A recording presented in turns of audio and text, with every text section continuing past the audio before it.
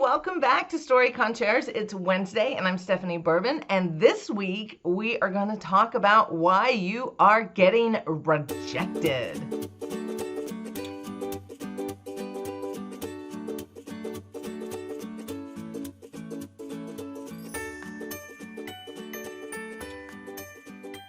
If you are like most writers, you have submitted to many agents, and maybe your agent has submitted to publishers. Like maybe you have signed with an agent, yay, celebrate you for that, and your agent is sending out your story and it's just not selling. Why is that? Well, I am going to tell you why. There is a very specific reason, and you have done this thing or not done it. Let me show you what I mean. The reason that your story is getting rejected either at the agent level or at the editor level is because you yourself don't know why your story matters. Now, the power of why is huge. People buy the why more than they buy a great story. What I want you to ask yourself right now is, why are you writing this story? Why does this story matter? Because if you don't know that, then it's going to come through on the pages and you're going to have a sucky opening chapter. Let me tell you, let me repeat that. You're going to have a sucky opening chapter.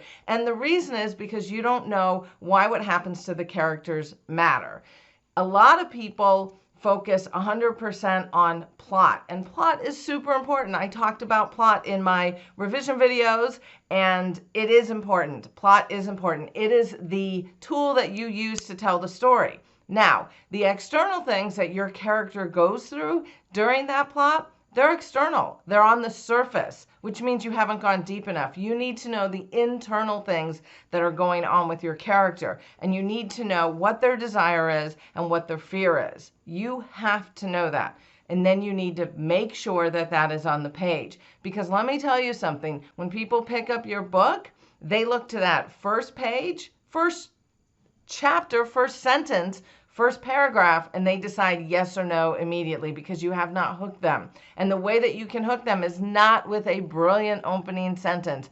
If your book gets published, or when your book gets published and your opening sentence is one of those that people repeat for years to come, like, Papa, where are you going with that axe?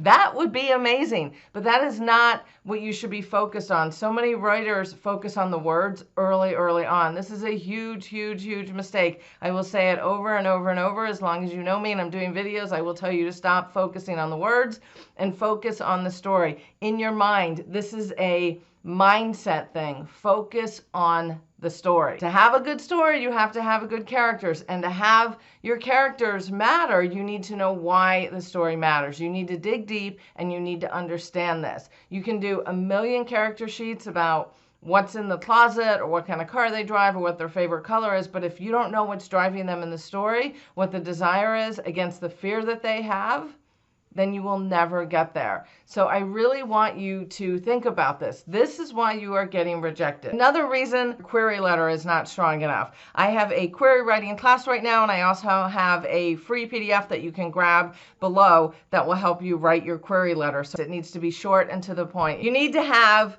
the first paragraph needs to be to the agent, why you wrote to them, and in there include the genre and word count. And then the next paragraph needs to be your pitch, and it needs to be one paragraph, no more. If you are writing a high fantasy, like Game of Thrones style book, you can have 2 paragraphs, but make them short. And make sure the paragraphs are a pitch, and a pitch includes the emotions and the stakes and what it means to the character if they don't get this thing or this goal. It is not, Sally went to the store where she met her cousin and her cousin told her a big secret. Do you see what I mean? That's boring. I don't care. But maybe the big secret is about one of Sally's kids or something, and that's emotional. So get the emotions into the pitch.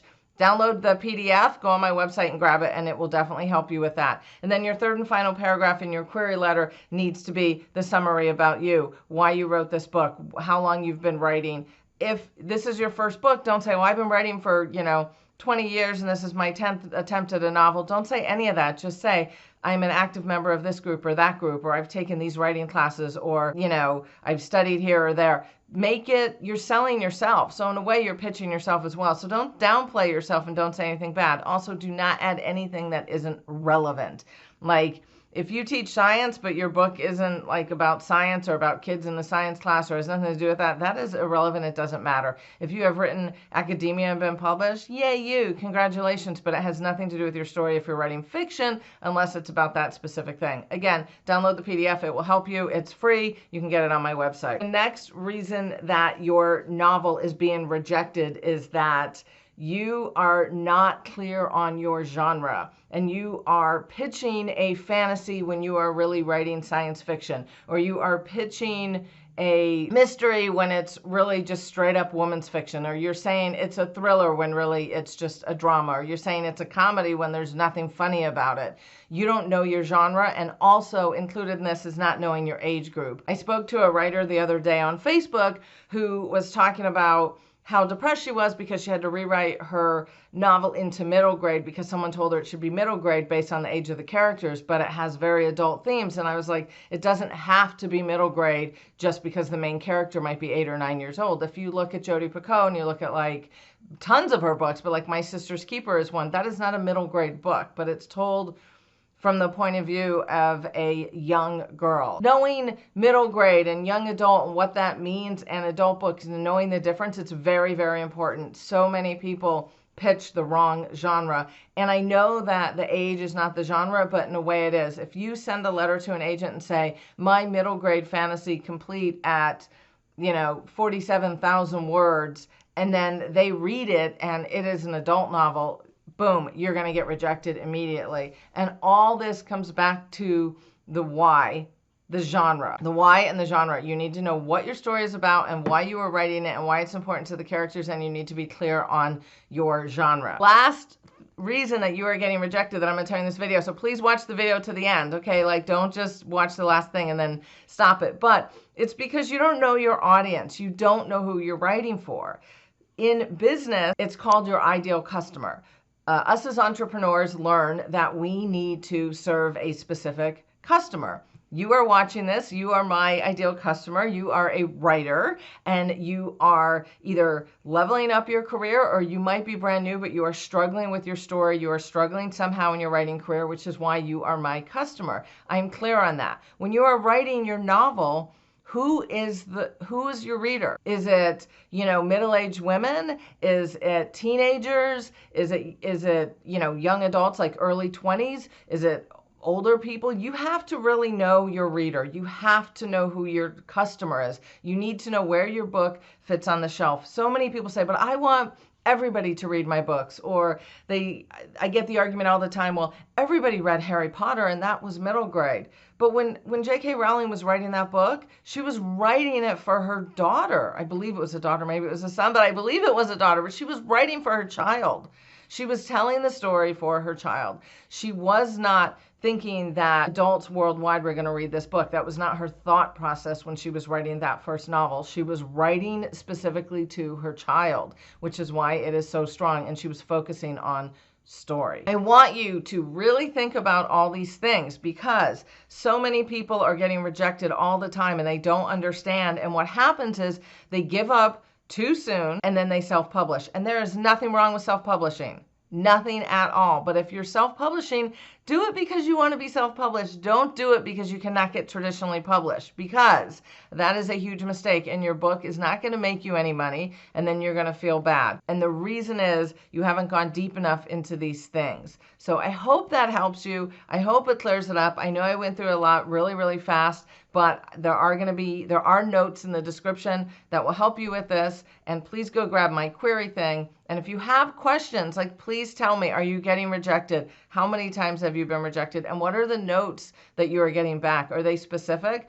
I myself have gotten rejected on things like, I can't connect with the character. This isn't believable to me. And honestly, it's because I didn't really know why I was writing those stories. The ones that got rejected is because I didn't really know why I was writing those stories. Now, let me just add a little bit of bonus content.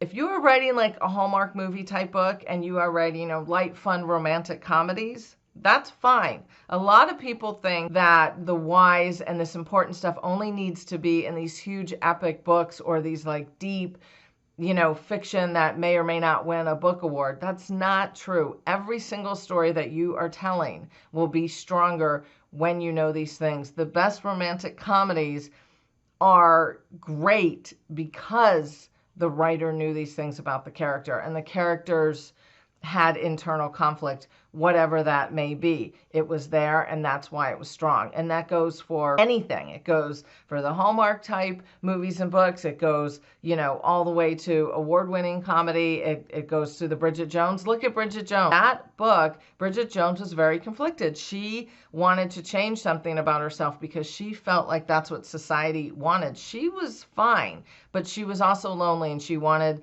to be in a relationship. And she, in her head, her misbelief about herself was that it was her weight. And she wasn't even, overweight, but in her mind, it was the fact that she weighed too much and she was a screw up and all these things that weren't true about herself that ultimately went back to things from her being a child and how she felt like her parents felt about her, really. And so at the beginning of the book, she's like, I'm going to have this amazing year and I'm going to cut out all these things. And it's very, very funny, but there is a real deep meaning in that. And that's why that book and movie were so successful. I want you to do, figure out the why you're writing the story and why your story matters. Figure that out immediately and know what it is. Then I want you to think about your query letter. Just take a piece of paper out and write down the main points. Like write out your first pitch about your story, what the story is about. Download the PDF so you can understand the formula that will work and will get your query requested. And then I want you to really, really focus on your genre and know your genre. If it is a psychological thriller, you can say that. If it is a science fiction thriller, you can say that. That's fine. None of this comedy, drama, mystery.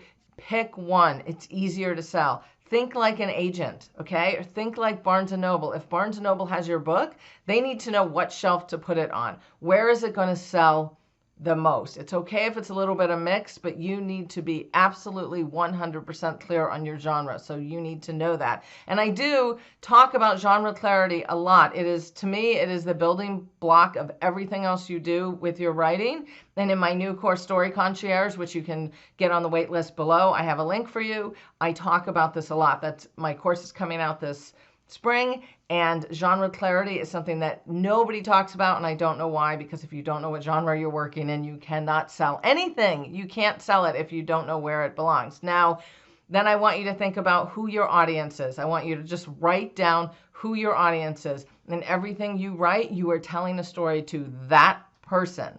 If other people pick it up, that's amazing. But you are telling a story to that person. Okay. Thank you for tuning in. I'm so happy that you're here. I hope that you will subscribe and send to other writers and post on your social media. That would be amazing. I really, really love your support, and I'm happy that you're here, and I will see you next Wednesday. Bye.